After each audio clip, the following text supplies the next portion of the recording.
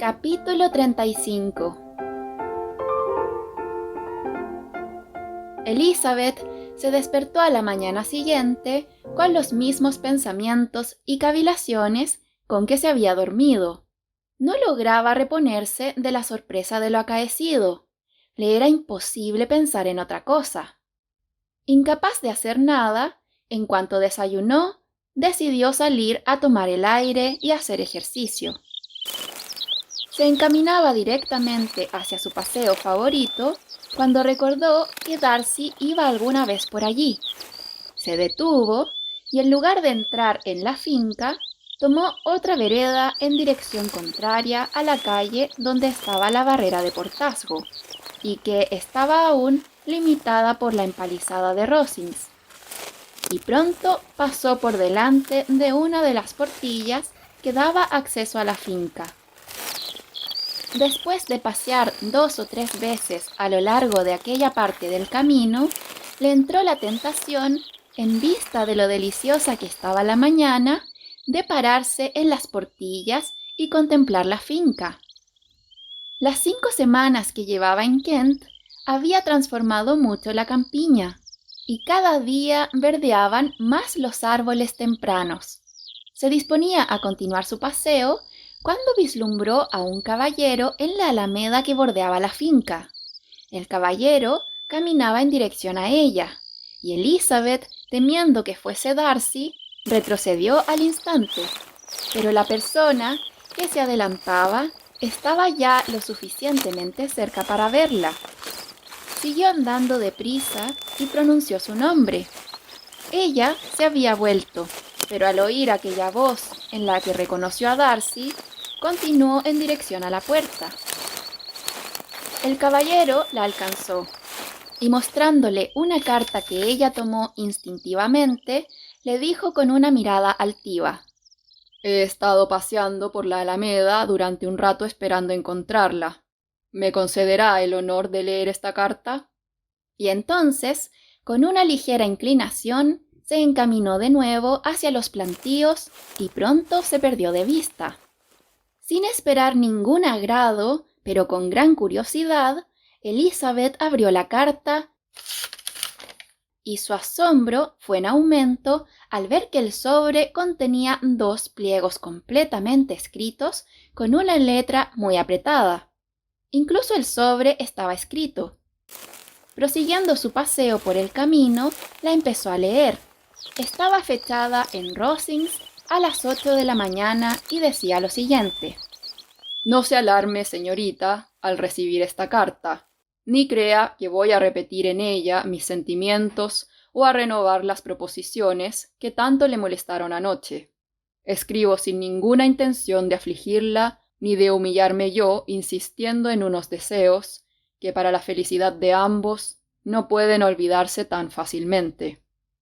El esfuerzo de redactar y de leer esta carta podía haber sido evitado si mi modo de ser no me obligase a escribirla y a que usted la lea.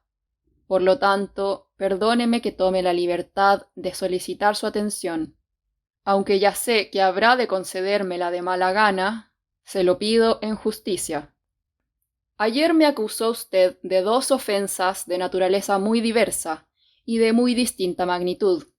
La primera fue el haber separado al señor Bingley de su hermana, sin consideración a los sentimientos de ambos, y el otro, que a pesar de determinados derechos, y haciendo caso omiso del honor y de la humanidad, arruiné la prosperidad inmediata y destruí el futuro del señor Wickham.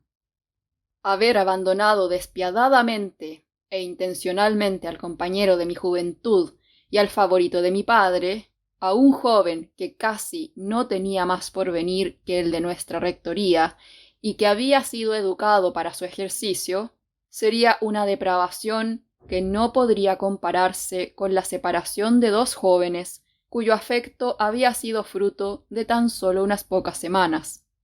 Pero espero que retire usted la severa censura que tan abiertamente me dirigió anoche, cuando haya leído la siguiente relación de mis actos con respecto a estas 2 circunstancias y sus motivos.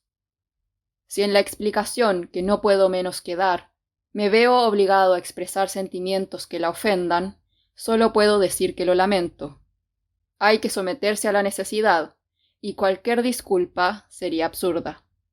No hacía mucho que estaba en Herefordshire, cuando observé, como todo el mundo, que el señor Bingley distinguía a su hermana mayor mucho más que ninguna de las demás muchachas de la localidad. Pero hasta la noche del baile de Netherfield no vi que su cariño fuese formal. Varias veces le había visto antes enamorado. En aquel baile, mientras tenía el honor de estar bailando con usted, supe por primera vez, por una casual información de Sir William Lucas, que las atenciones de Bingley para con su hermana habían hecho concebir esperanzas de matrimonio. Me habló de ello como de una cosa resuelta, de la que sólo había que fijar la fecha. Desde aquel momento, observé cuidadosamente la conducta de mi amigo y pude notar que su inclinación hacia la señorita Bennet era mayor que todas las que había sentido antes. También estudié a su hermana. Su aspecto y sus maneras eran francas, alegres y atractivas como siempre, pero no revelaban ninguna estimación particular. Mis observaciones durante aquella velada me dejaron convencido de que a pesar del placer con que recibía las atenciones de mi amigo, no le correspondía con los mismos sentimientos. Si usted no se ha equivocado con respecto a esto, será que yo estaba en un error. Como sea que usted conoce mejor a su hermana, debe ser más probable lo último. Y si es así, si movido por aquel error la he hecho sufrir, su resentimiento no es inmotivado. Pero no vacilo en afirmar que el aspecto y el aire de su hermana podían haber dado al más sutil observador la seguridad de que, a pesar de su carácter afectuoso, su corazón no parecía haber sido afectado. Es cierto que yo deseaba creer en su indiferencia, pero le advierto que normalmente mis estudios y mis conclusiones no se dejan influir por mis esperanzas o temores. No la creía indiferente porque me convenía creerlo. Lo creía con absoluta imparcialidad. Mis objeciones a esa boda no eran exactamente las que anoche reconocí que sólo podían ser superadas por la fuerza de la pasión, como en mi propio caso. La desproporción de categoría no sería tan grave en lo que atañe a mi amigo como en lo que a mí se refiere. Pero había otros obstáculos que, a pesar de existir tanto en el caso de mi amigo como en el mío, habría tratado de olvidar, puesto que no me afectaban directamente. Debo decir cuáles eran, aunque lo haré brevemente. La posición de la familia de su madre, aunque cuestionable, no era nada comparado con la absoluta inconveniencia mostrada tan a menudo, casi constantemente, por dicha señora, por sus 3 hermanas menores y en ocasiones incluso por su padre.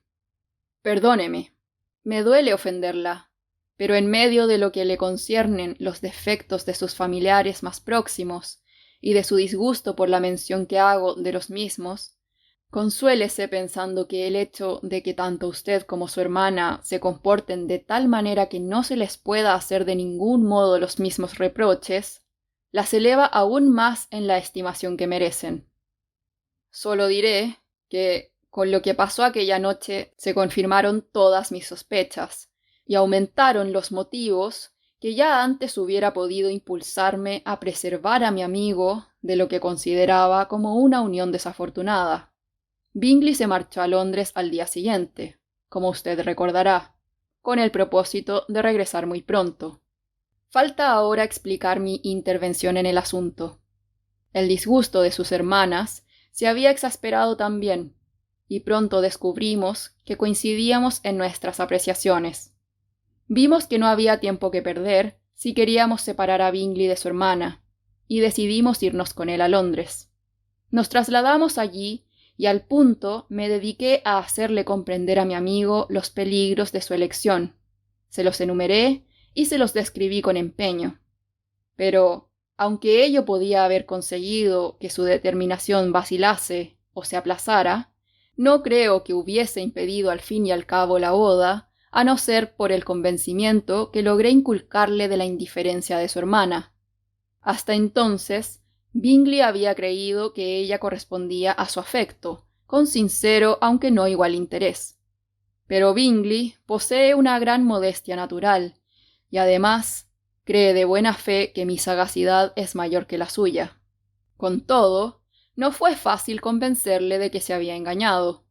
Una vez convencido, el hacerle tomar la decisión de no volver a Herefordshire fue cuestión de un instante. No veo en todo esto nada vituperable contra mí. Una sola cosa en todo lo que hice me parece reprochable: el haber accedido a tomar las medidas procedentes para que Bingley ignorase la presencia de su hermana en la ciudad. Yo sabía que estaba en Londres, y la señorita Bingley lo sabía también, pero mi amigo no se ha enterado todavía. Tal vez si se hubiesen encontrado no habría pasado nada, pero no me parecía que su afecto se hubiese extinguido lo suficiente para que pudiese volver a verla sin ningún peligro. Puede que esta ocultación sea indigna de mí, pero creí mi deber hacerlo. Sobre este asunto no tengo más que decir ni más disculpa que ofrecer. Si he herido los sentimientos de su hermana, ha sido involuntariamente, y aunque mis móviles puedan parecerle insuficientes, yo no los encuentro tan condenables. Con respecto a la otra acusación más importante de haber perjudicado al señor Wickham, solo la puedo combatir explicándole detalladamente la relación de ese señor con mi familia.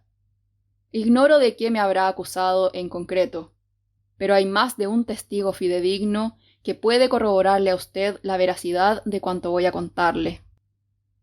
El señor Wickham es hijo de un hombre respetabilísimo que tuvo a su cargo durante muchos años la administración de todos los dominios de Pemberley, y cuya excelente conducta inclinó a mi padre a favorecerle, como era natural. El cariño de mi progenitor se manifestó, por lo tanto, generosamente en George Wickham, que era su ahijado. Costeó su educación en un colegio y luego en Cambridge, pues su padre, constantemente empobrecido por las extravagancias de su mujer, no habría podido darle la educación de un caballero. Mi padre no solo gustaba de la compañía del muchacho, que era siempre muy salamero, sino que formó de él el más alto juicio y creyó que la Iglesia podría ser su profesión, por lo que procuró proporcionarle los medios para ello.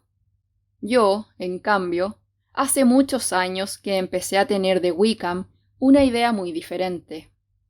La propensión a vicios y a la falta de principios que cuidaba de ocultar a su mejor amigo no pudieron escapar a la observación de un muchacho casi de su misma edad, que tenía ocasión de sorprenderle en momentos de descuido que el señor Darcy no veía. Ahora tendré que apenarla de nuevo hasta un grado que solo usted puede calcular. Pero cualesquiera que sean los sentimientos que el señor Wickham haya despertado en usted, esta sospecha no me impedirá desenmascararle, sino, al contrario, será para mí un aliciente más. Mi excelente padre murió hace 5 años, y su afecto por el señor Wickham siguió tan constante hasta el fin que en su testamento me recomendó que le apoyase del mejor modo que su profesión lo consintiera. Si se ordenaba sacerdote, mi padre deseaba que se le otorgase un beneficio capaz de sustentar a una familia a la primera vacante. También le legaba 1000 libras. El padre de Wickham no sobrevivió mucho al mío, y en medio año después de su muerte, el joven Wickham me escribió informándome que por fin había resuelto no ordenarse y que a cambio del beneficio que no había de disfrutar, esperaba que yo le diese alguna ventaja pecuniaria más inmediata. Añadía que pensaba seguir la carrera de Derecho y que debía hacerme cargo de que los intereses de 1000 libras no podían bastarle para ello. Más que creerle sincero, yo deseaba que lo fuese, pero de todos modos accedí a su proposición. Sabía que el señor Wickham no estaba capacitado para ser clérigo, así que arreglé el asunto. Él renunció a toda pretensión de ayuda en lo referente a la profesión sacerdotal, aunque pudiese verse en el caso de tener que adoptarla, y aceptó 3000 libras. Todo parecía zanjado entre nosotros. Yo tenía muy mal concepto de él, para invitarle a Pemberley o admitir su compañía en la capital. Creo que vivió casi siempre en Londres, pero sus estudios de derecho no fueron más que un pretexto, y como no había nada que le sujetase, se entregó libremente al ocio y a la disipación. Estuve 3 años sin saber casi nada de él, pero a la muerte del poseedor de la rectoría que se le había destinado, me mandó una carta pidiéndome que se la otorgara. Me decía, y no me era difícil creerlo, que se hallaba en una muy mala situación. Opinaba que la carrera de derecho no era rentable y que estaba completamente decidido a ordenarse si yo le concedía la rectoría en cuestión, cosa que no dudaba que haría, pues sabía que no disponía de nadie más para ocuparla, y por otra parte no podría olvidar los deseos de mi venerable padre. Creo que no podrá usted censurarme por haberme negado a complacer esta demanda e impedir que se repitiese. El resentimiento de Wickham fue proporcional a lo calamitoso de sus circunstancias, y sin duda habló de mí ante la gente con la misma violencia con la que me injurió directamente. Después de esto se rompió todo tipo de relación entre él y yo. Ignoro cómo vivió, pero el último verano tuve de él noticias muy desagradables. Tengo que referirle a usted algo que yo mismo querría olvidar, y que ninguna otra circunstancia que la presente podría inducirme a desvelar a ningún ser humano. No dudo que me guardará usted el secreto. Mi hermana, que tiene 10 años menos que yo, quedó bajo la custodia del sobrino de mi madre, el coronel Fitzwilliam, y la mía. Hace aproximadamente 1 año salió del colegio y se instaló en Londres. El verano pasado fue con su institutriz a Ramsgate, a donde fue también el señor Wickham, expresamente con toda seguridad, pues luego supimos que la señora Young y él habían estado en contacto. Nos habíamos engañado, por desgracia, sobre el modo de ser de la institutriz. Con la complicidad y ayuda de ésta, Wickham se dedicó a seducir a Georgina, cuyo afectuoso corazón se impresionó fuertemente con sus atenciones. Era solo una niña, y creyendo estar enamorada, consintió en fugarse. No tenía entonces más que 15 años, lo cual le sirve de excusa. Después de haber confesado su imprudencia, tengo la satisfacción de añadir que supe aquel proyecto por ella misma. Fui a Ramsgate y les sorprendí 1 día o 2 antes de la planeada fuga. Y entonces Georgina, incapaz de afligir y de ofender a su hermano, a quien casi quería como a un padre, me lo contó todo. Puede usted imaginar cómo me sentí y cómo actué. Por consideración al honor y a los sentimientos de mi hermana, no di un escándalo público, pero escribí al señor Wickham, quien se marchó inmediatamente. La señora Young, como es natural, fue despedida en el acto. El principal objetivo del señor Wickham era, indudablemente, la fortuna de mi hermana, que asciende a 30.000 libras. Pero no puedo dejar de sospechar que su deseo de vengarse de mí entraba también en su propósito. Realmente habría sido una venganza completa. Esta es, señorita, la fiel narración de lo ocurrido entre él y yo. Y si no la rechaza usted como absolutamente falsa, espero que en adelante me retire la acusación de haberme portado cruelmente con el señor Wickham. No sé de qué modo ni con qué falsedad la habrá embaucado, pero no hay que extrañarse de que lo haya conseguido, pues ignoraba usted todas estas cuestiones. Le era imposible averiguarlas y no se sentía inclinada a sospecharlas. Puede que se pregunte por qué no se lo conté todo anoche, pero entonces no era dueño de mí mismo y no sabía qué podía o debía revelarle. Sobre la verdad de todo lo que le he narrado, puedo apelar al testimonio del coronel Fitzwilliam, quien, por nuestro estrecho parentesco y constante trato, y aún más por ser uno de los albaceas del testamento de mi padre, ha tenido que enterarse forzosamente de todo lo sucedido.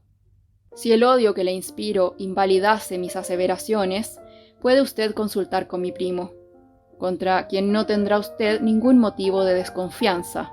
y para que ello sea posible, intentaré encontrar la oportunidad de hacer llegar a sus manos esta carta en la misma mañana de hoy. Solo me queda añadir que Dios la bendiga. Fitzwilliam Darcy.